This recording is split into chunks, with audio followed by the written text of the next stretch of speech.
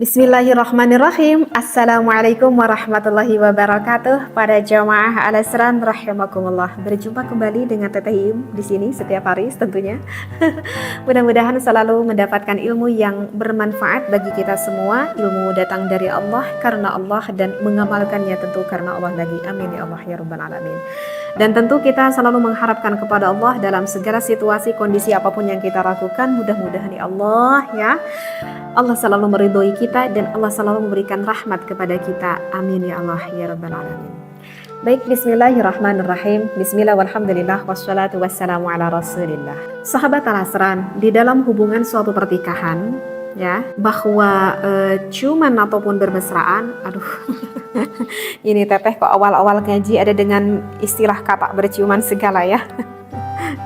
Maaf ini sebelumnya mohon untuk berbijaksana. Sekali lagi mohon untuk berbijaksana bagi para jamaah Al-Asran yang ingin mendengarkan kajian dari teteh saat ini, karena ini memang saat ini teteh membawa kitab Asrarul Jima', dan kitab ini yang memang lebih spesifik, yang wabil khusus ilmu-ilmunya ini adalah diperuntukkan atau yang sangat sekali dibutuhkan bagi pasangan yang sudah berkeluarga, tentunya pasangan suami istri.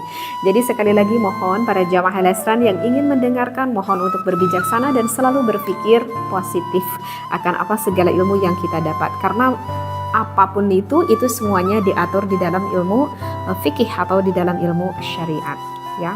Nah, di dalam ini kitab Asrarul Jima' ada yang ingin dibahas, yaitu yang lebih spesifik membahas tentang area mana sih area apa sih?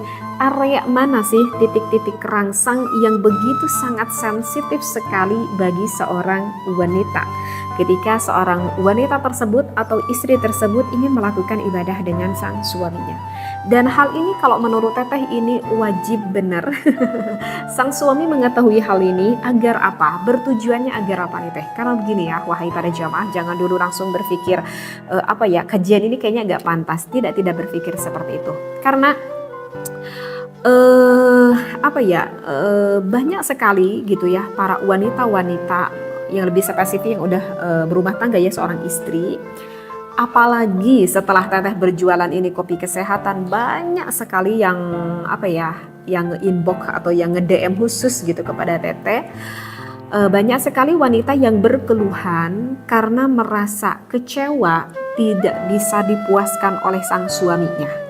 Terus terang, banyak sekali wanita yang bercurhat, teh aku kecewa sama suami aku karena tidak bisa memuaskan aku, dan itu bisa berdampak terhadap fisik aku dan juga terhadap mental dan juga jiwa aku. Dan kalau sudah berdampak kepada jiwa mental, jangan dikira loh nanti ujung-ujungnya bisa mempengaruhi juga terhadap keimanan kita. Oke? Ya, jadi bisa difahami di sini. Jadi ini kalau menurut teteh sih, ini juga termasuk ilmu yang sangat penting sekali bagi pasangan suami istri mengetahui akan hal ini. Ya, seperti itu. Nah, kita ketahui ya, kalau misalkan seorang suami istri sebelum melakukan ibadah, maka Rasulullah mengajarkan kepada kita, wahai para suami, kalau mau melakukan ibadah, jangan seperti melakukan ibadah seperti hewan. Ya, kalau kita lihat dalam kitab Qurratul Uyun kan seperti itu. Jangan seperti hewan. Maksudnya gimana? Kalau ya seperti hewan langsung gitu-gitu aja, ya udah selesai. Nah, tidak boleh seperti itu. Maka Rasulullah mengajarkan kepada umatnya, kalau sang suami istri mau melakukan ibadah, jangan lupa satu tindakan, yaitu foreplay seperti itu. Ya, jadi foreplay itu mungkin cumbuan-cumbuan atau rayuan-rayuan sampai pada titik-titik titik-titik rangsang sampai sang istrinya itu lebih memuncak ya, atau lebih siap lah istilahnya seperti itu. Jadi begitulah adab tata kramanya, akhlakul karimahnya seorang suami sebelum melakukan ibadah. Nah, di dalam foreplay itu sendiri banyak sekali wanita yang senang dulu dicumbu suaminya, senang dulu dirayu suaminya, senang dulu suaminya itu bertutur kata yang begitu yang begitu manis deh mungkin ya, yang bisa sampai membuat hati sang istrinya kayak kelepek-kelepek mungkin ya. Dan kemudian dilanjut misalkan dengan ciuman-ciuman atau bermesraan ataupun sentuhan-sentuhan area sensitifnya. Nah, maka di dalam ini bab ya, di dalam ini kitab Asrarul Jima ada bahasa seperti ini. Al-amakin allati yumkinu lil mar'ati an tuqabbilaha. Jadi bahasa dalam kitabnya adalah seperti itu. Jadi di dalam bab ini akan menjelaskan atau memperincikan area-area ini yang bisa jadi cara buat para suami agar istrinya itu sangat mudah sekali terangsang. Tentunya agar hasrat sang istrinya naik, agar hasrat sang istrinya memuncak, pada ujung-ujungnya sangat mengharapkan sekali sang istrinya itu bisa sampai inzal. Artinya inzal itu apa coba? Artinya inzal itu adalah keluar atau bisa sampai orgasme lah, istilahnya seperti itu ya. Jadi ya gitulah, mungkin udah pada paham ya para suami istri. Nah, area apa saja nih? Yang pertama di dalam ini kitab itu adalah al-udhunun. Ini mohon maaf ya jika teteh baca referensinya tidak terlalu lengkap ya, langsung aja ke poin inti. Yang pertama itu adalah al-udhunun. Bahasanya al-udhunun. Kalian tahu nggak apa al-udhunun? Al-udhunun itu adalah telinga ya. Jadi kedua telinga kita. Nah, di telinga, sebetulnya kalau di telinga itu baik perempuan, baik laki-laki itu sistem sarafnya banyak sekali. Di area telinga itu sistem sarafnya banyak sekali. Makanya kalau misalkan sang suami mencumbu istrinya di area telinga, begitu sebaliknya juga istri mencumbu suaminya di area telinga, itu sangat bisa sekali meningkatkan gairahnya. Karena memang banyak sistem saraf di sana sehingga mudah sekali untuk terangsang lah, istilahnya seperti itu ya. Bahkan ini kalau di dalam bahasa kitabnya ini ya, ini jelas banget loh. Ini jelas banget ya, diterangkan di dalam ini kitab. Sekali lagi mohon maaf ya, ini memang dijelaskan dalam ini kitab. Jadi bisa seorang suami itu sampai, maaf sekali lagi, sang suaminya sampai menjulurkan lidahnya atau menyentuh area telinganya dengan lidah sang suaminya seperti itu. Jadi bisa julurkan lidahnya masuk ke area tengah dan juga keluar di area seputar telinga. Ya oke deh, mungkin nanti juga sang suami udah bisa langsung respect ya, udah bisa langsung paham dengan apa yang teteh bacakan dalam ini kitab. Kemudian area yang kedua itu apa? Kalau di dalam ini kitab, area yang kedua itu adalah al-unuk. Unuk, tahu unuk? Ini nih. Apa ya? Kalau orang Sunda mah bilangnya apa ya? Pundak. Apa ini? Ini belakang ini. Belakang leher lah. Apa itu? Bahasa Indonesianya ini deh ya, wal unuk. Nah, ini termasuk salah satu area sensitif yang dimiliki oleh wanita ya. Jadi cium sama istrinya area ini, atau misalkan ditiup sedikit oleh sang suaminya area ini. Dan juga di area, kalau dalam ini kitab dikatakan area bagian belakang telinga. Jadi ini nih, sebelah sini sampai ke sininya, seperti itu. Ini area yang bisa sangat membangkitkan gairah sang istrinya itu dengan cepat. Kemudian yang ketiga apa? Yang ketiga itu adalah al-ibtu. Ibtu apa ibtu? Kalau ibtu itu, kalau bahasa kita itu artinya adalah ketiak. Kayaknya enggak sekali ya kalau kita. Tapi memang dalam kitabnya bahasanya itu ketiak. Ya, jadi ketiak. Jadi sebetulnya kayaknya jarang ya, area ketiak ini kayaknya jarang gitu ya. Gak tahu teteh mungkin ya. Ini kayaknya jarang gitu ya yang dijamah oleh para kaum suami ataupun para kaum istri. Jadi itu sebetulnya sama sih ya. Daerah-daerah ini baik bagi seorang perempuan ataupun baik bagi seorang sang istrinya. Karena mungkin terkadang ada di daerah ibtu atau di daerah ketiak ini sebagian orang tuh merasa risih. Mungkin gitu ya, merasa risih itu karena dirinya itu merasa nggak pede. Karena merasa tidak fresh, mungkin tidak pedenya itu mungkin karena merasa tidak fresh. Karena seharian misalkan dengan pekerjaannya, jadi mungkin misalkan sang istri merasa nggak fresh aja gitu karena berkegiatan keseharian, misalkan nggak sempat mandi misalkan gitu ya.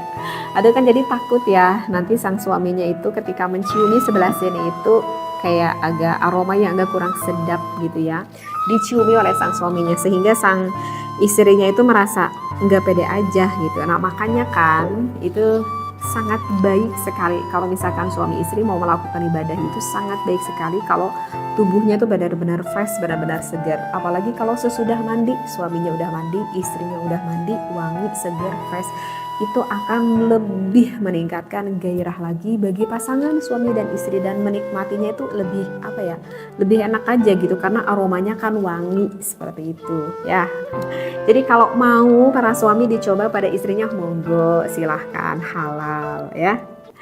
Dan untuk yang selanjutnya ini yang keempat itu arodfan. Arodfan apa?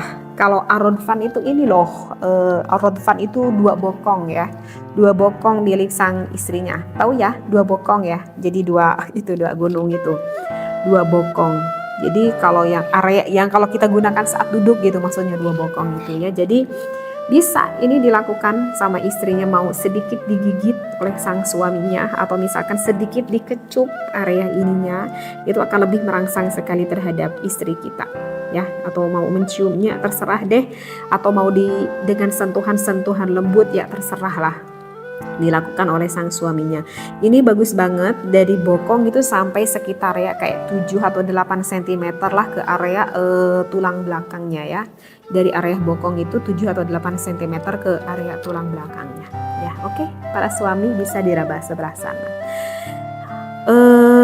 Sekarang ada lagi nih yang kelima. Sebetulnya di sini di dalam ini kitab dikatakan ada 6 area sensitif ya. Yang sekarang yang kelima itu adalah hilmatus sadi, pakai fa ya. Hilmatus sadi itu adalah apa ya? Kok teteh malu nih ngucapinnya. Tapi begitu ya dalam bahasa kitabnya, maaf banget kalau agak kurang sopan. Ini adalah area area puting milik sang istrinya. Ya, itu adalah yang banyak sekali syaraf di sana, banyak sekali syaraf di sana. Maka kalau misalkan disentuh-sentuh di area itu atau dengan cara apapun, itu sangat mudah sekali memuncakkan para kaum istri kita. Apalagi kalau misalkan setelah di tengah perjalanan yang lebih sensitif lagi di area itu akan lebih banget gitu mengeluarkan sang istrinya, bisa sampai inzal. Serius deh ya. Bahkan kalau misalkan sang istrinya udah sampai benar-benar tegang, itu nanti akan terlihat gitu oleh sang suaminya, area putihnya itu agak sedikit mengeras yang awalnya itu lembek, dan itu tidak bisa dibohongi lagi. Itu udah terlihat sekali oleh sang suaminya kalau sang istrinya itu udah terangsang banget. Dan sekarang ini yang terakhir itu adalah al-fakhdani. Al-fakhdani tahu nggak? Al-fakhdani itu adalah kedua paha ya. Jadi kedua paha milik istri kita itu juga termasuk area yang begitu sensitif di pangkal pahanya ini. Ya cukup disentuh aja deh area ini, atau mau diciumi atau mau sedikit gigit juga boleh oleh sang suaminya sedikit-sedikit.